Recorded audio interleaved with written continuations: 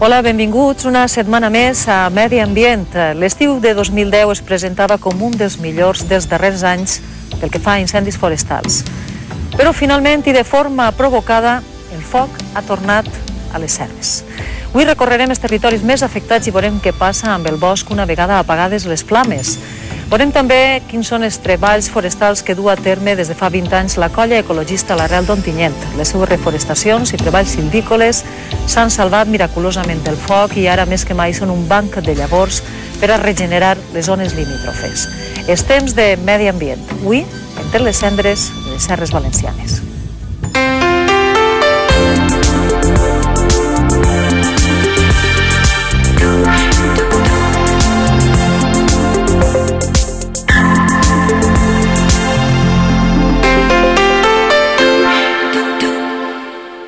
Darrere de nosaltres trobem el primer focus de l'incendi que es va iniciar sobre les 10 i 5, que el cap va tirar cara a les urbanitzacions d'Ontinyent i la cua va tirar cara al Bancal Redó, terme d'Alfafara. La cua va tirar cara a la carretera de Bocairent i darrere de nosaltres tenim el segon focus, que és 20-25 minuts després de l'altre, i el cap pràcticament va parar en la cua del primer, que és més o menys on es trobem.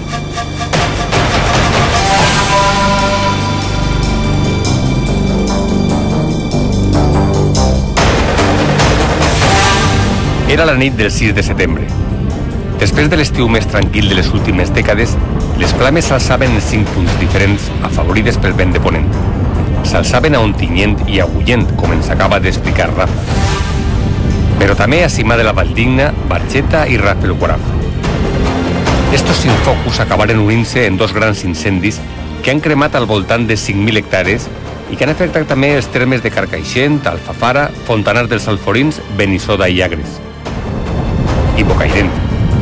Bocairent va ser el poble que més a prop va veure el foc, fins al punt que va afectar el Calvari. Més d'un miler de persones van haver de ser evacuades d'este i altres municipis de la Vall d'Albaida.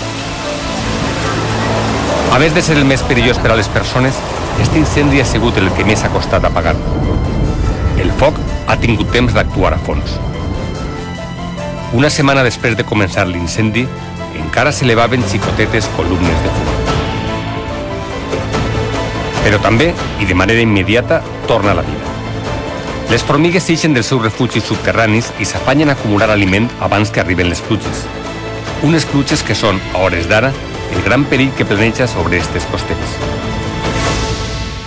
Tota la zona s'ha quedat nua, pràcticament sense vegetació, i qualsevol pluja torrencial que farà és dur-se la terra, o gran part de la terra, no tota, però part dels capes superiors més fèrtils, en les llavors i els nutrients cap als fons dels barrancs o cap als pantanos. Per tant, estem en una situació de risc. També la parella d'àguiles de panxa blanca que vivien a la zona s'ha salvat i ha començat de nou a patrullar. La incògnita ara és saber si es quedaran. Ara els serà més difícil trobar menjar i el barranc dels Tarongers, on tenien el niu, ha quedat arrasat.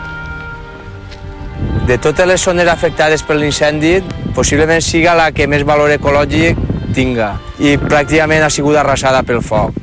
La zona és molt important perquè té el niu d'àguila de panxa blanca, tenim el niu de brúfol i tenim un bosc de ribera que s'havia recuperat pràcticament perfecte a l'incendi del 94. L'incendi del 94 encara estava molt present en la natura, però també en l'ànim de les persones. Aquell foc va costar la vida a 5 bombers i a banda d'esta serra va cremar bona part de la Mariola. Va 3 y al suelo, ¿eh? 1, 2... Esta vegada, la serra de les Floretes s'ha pogut salvar, com ha passat també amb el paratge més volgut pels ontinyentins. Les flames van ser detingudes a l'altra vora de la carretera. El Pou Clar ha superat una altra prova de foc.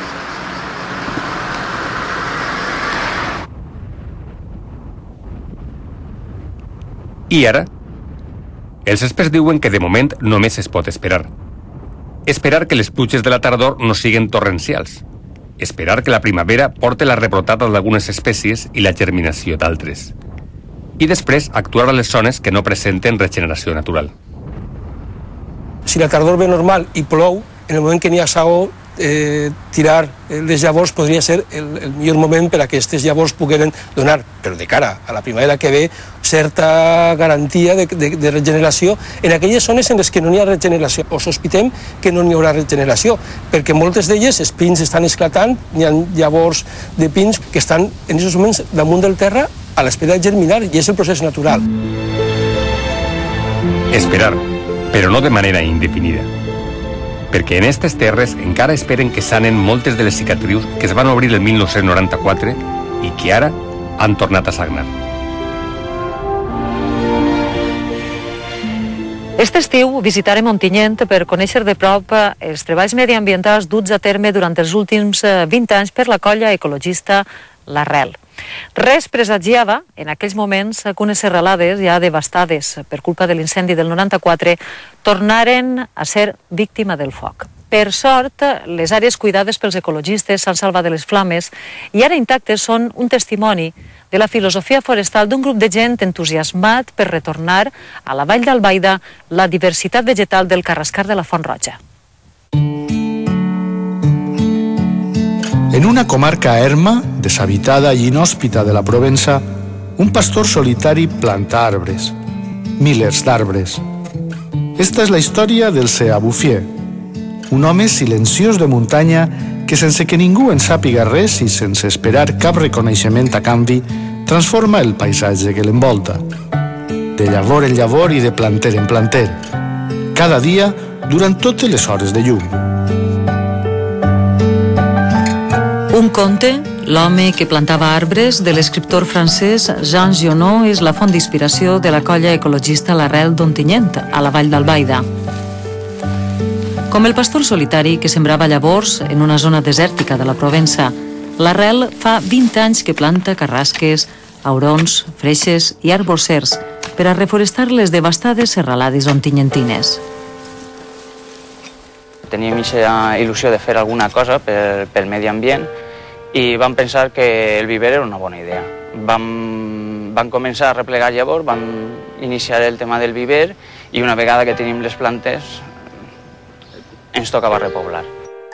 La colla ecologista L'Arrel va néixer legalment el 1995, però el seu embrió es gestava uns anys abans al si del grup escolta d'Ontinyent. La idea original d'un grup d'amics s'ha consolidat i 2 dècades després suma 284 membres que arrelen arbres i mantenen una potent estructura organitzativa. Està la secció de viver, la secció forestal, després trobem també la secció silvícola, és la més, podríem dir, la que més gent recull. Després tindrem la secció de l'horta, que també és important pel nombre de membres que participen en el projecte. Tenim la d'educació ambiental i també tenim l'ecofòrum. L'èxit major de la colla ecologista L'Arrel són les retallades de bosc mediterrani en evolució, que a pesar dels darrers incendis encara creixen a molts barrancs d'Ontinyent gràcies al treball constant d'un grup de persones que desitja tornar al seu terme municipal la diversitat vegetal del Carrascar de la Font Roja.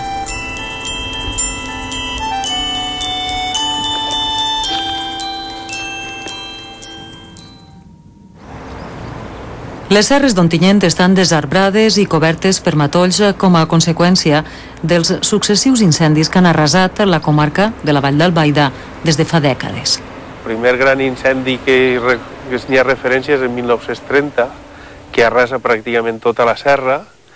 Després de 1930 es regenera la serra i a partir dels anys 70 es comencen a haver incendis puntuals en tota la serra. Així n'hi ha un fort en l'any 94 que arrasa del terme del municipal aproximadament el 80% de la serra, deixa soles 4 taquetes, i és un incendi que abasta no sols el terme municipal d'Ontinyent, sinó agarra Fontanars, agarra Llaló Malferí, la Olleria, se'n passa a Agullent i passa a la Serra Mariola per Bocairent, arrasa 20.000 hectàrees. La història s'ha repetit l'estiu de 2010. Un incendi provocat ha arrasat els últims retalls forestals supervivents de l'incendi del 94 a la Serra de l'Ombria i el paratge del Pou Clar. Miraculosament, les flames no han arribat a les àrees on la colla ecologista L'Arrel està actuant des de fa 20 anys. Entre el paisatge gris i cendrós, les illes de verdor mimades pels ecologistes ontillantins assoleixen un major valor biològic, com ara esta pineda jove fruit de la regeneració natural després de l'incendi de 1994.